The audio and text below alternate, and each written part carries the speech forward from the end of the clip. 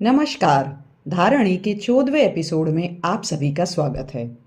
तो सरकारें हम देखते हैं कि पुराने समय से ही चली आ रही हैं और समय समय पर इन सरकारों की जो व्यवस्था है वो बदलती रहती है, उसमें चेंजेस आते रहते हैं।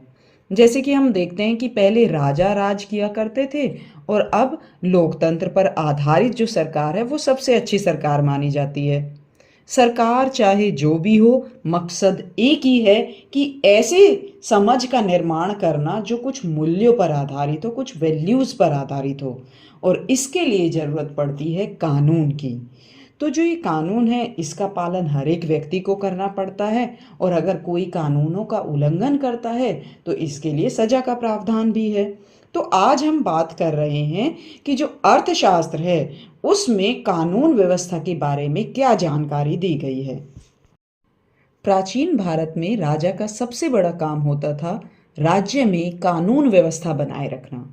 और अर्थशास्त्र तो यहाँ तक कहता है कि जो राजा अपने लोगों के न्याय और सुरक्षा का ख्याल रखता है वो स्वर्ग जाता है, और ऐसा ना करने पर उसके लिए स्वर्ग के द्वार बंद हो जाते हैं। अर्थशास्त्र ये भी कहता है कि अगर राज्य अपने दंड देने की क्षमता को अच्छे से बिना किसी भेदभाव के इस्तेमाल करे तो वो राज्य स्वर्ग बन जाता है। कौटिल्य कानून व्यवस्था को दो हिस्सों में बांटते हैं। पहला हिस्सा सिविल लॉज, जो कि बुक नंबर 3 में डिस्कस किया गया है। यहाँ वो कहते हैं कि राजा का पहला काम है सामाजिक व्यवस्था को बनाए रखना। यहाँ सामाजिक व्यवस्था से मतलब है कि जो क्लास डिवीजन था या जो कास्ट डिवीजन था, जो किसी भी आधार पर जिस तरह से डिवाइडेड थी सोसाइटी, ये उस आधार को बनाए रखना राजा का कर्तव्य है। दूसरा हिस्सा है क्रिमिनल लॉस, और इसका विवरण दिया गया है बुक नंबर 4 में। यहाँ पर उनका मानना था कि जो राजा है, राजा को गैर सामाजिक तत्वों को खत्म करने के लिए कदम उठाने चाहिए, स्ट्रॉन्ग स्टेप्स लेने चाहिए। और अर्थशास्त्र में तो सबूतों को इकट्ठा करना, जांच करना, यहाँ तक कि फोरेंसिक साइंस की भी डिटेल्स दी गई हैं। साथ ही साथ हम देखते हैं कि जो ये कानून थे, यानी जो लॉ था, उसका मुख्य स्रोत होता था धर्म, और इसी कारण से जज को धर्मस्थ कहा जाता था, जिसका मतलब होता था धर्म को बनाए रखने वाला। साथ ही साथ उनका ये भी मानना था कि जब तक एक नागरिक अपने वर्ण और आश्रम के अनुसार स्वधर्म का पालन करता रहेगा और एक राजा अपने राजधर्म का पालन करता रहेगा, समाज की जो व्यवस्था है वो बनी रहेगी। और ऐसा नहीं है कि जो नियम, जो समाज व्यवस्था आर्यों ने दी थी या जो हमें वेदों में नॉलेज मिलती है डायरेक्टली उसी को कॉपी कर लिया गया था, बल्कि लोकल लेवल पर जो माने जाने वाले रीति रिवाज हैं उनको भी तवज्जो दी जाती थी।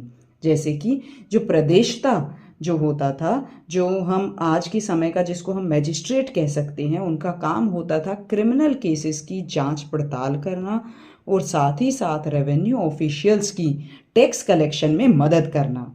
यहाँ पर मैजिस्ट्रेट का काम बिल्कुल वैसा ही था जैसा कि ब्रिटिश गवर्नमेंट के टाइम में था। और आपको ये जानकर हैरानी होगी कि मैजिस्ट्रेट का जो सिस्टम ब्रिटिश गवर्नमेंट ने इंडिया में लागू किया था वो उनके अपने देश यानी ब्रिटेन के सिस्टम से बहुत अलग था। तो क्या ब्रिटिशर्स ने अर्थशास्त्र के सिस्टम को कॉपी किया? ये कहना थोड़ा मुश्किल होगा, क्योंकि अभी तक हम ऐसा कोई डायरेक्ट लिंक स्टेब्लिश नहीं कर पाए हैं। इसके अलावा एक और डिपार्टमेंट जो बहुत इम्पोर्टेंट था और जिसकी अहम भूमिका थी मौर्यन टाइम्स में लॉ एंड ऑर्डर मेंटेन करने में, और वो विभाग था खुफिया विभाग, यानी जिनको हम इंग्लिश में स्पाइस कहते हैं, वो विभाग। और ये दो तरह के होते थे। एक होते थे जो एक ही जगह पर रहकर जासूसी करते थे और जो इंफॉर्मेशन है उसको इकट्ठा करते थे, और इनको बोला जाता था संस्था। और दूसरे होते थे जो जगह जगह पर घूम घूम कर जानकारी इकट्ठा करते थे, और उनको कहा जाता था संचार।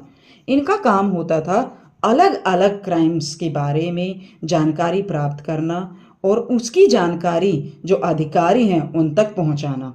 इसके अलावा वो चोर या जो ऑफिसर्स जो टैक्स में चीटिंग कर रहे हैं, या कहीं पर अगर समाज विरोधी ताकत जमा हो सकती है, उन जगहों की जानकारी भी इकट्ठा करते थे। अगर कहीं पर राजा के अगेंस्ट रिवोल्ट हो सकता है या लोग खुश नहीं हैं, वो सारी जानकारियाँ इकट्ठा करते थे और वो सारी जानकारियाँ अधिकारियों को या राजा को प्रदान करते थे।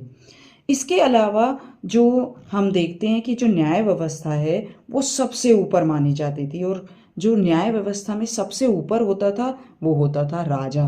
किसी भी तरह की जो अपील है, चाहे वो सिविल हो या क्रिमिनल हो, वो राजा के पास ही जा सकती थी, और राजा का जो फैसला होता था वो अंतिम फैसला माना जाता था। मैजिस्ट्रेट और जजेस वो केवल वही पनिशमेंट दे सकते थे जो उनके राज्य द्वारा निर्धारित की गई है, और उनको एक पर्टिकुलर प्रोसीजर फॉलो करना होता था। लेकिन राजा के लिए ऐसे कोई नियम नहीं थे।